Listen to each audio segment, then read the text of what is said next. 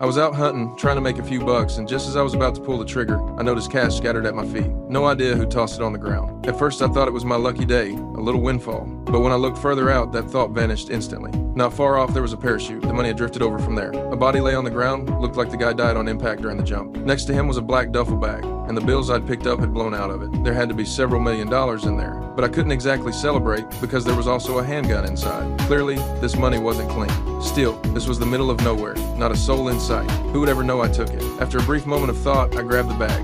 What I didn't know was that this one decision would nearly get me killed. I headed back to my truck, and before leaving, decided to count how much was actually in the bag. That's when a car slowly pulled up in front of me. Two men got out. They spotted me and said hello, but I kept quiet, terrified they'd figure out what I had. Then they cut right to the chase. The money I just picked up was theirs, and they wanted it back. Hand it over, and we'd all walk away clean. No. They figured playing nice first would settle things smoothly, but I flat out refused. John didn't seem bothered. He just turned and signaled his partner to open fire. Mike stepped forward, raised an MP5, and pulled the trigger. But he wasn't aiming at me, he was aiming at my truck. Take out my ride, and I'd have nowhere to run. This was my second chance. Just hand over the bag, and they'd let it go. But no way was I letting that money walk. I stepped out from cover, raised my gun, and fired. The cash is right here, come and get it. We traded shots through the trees.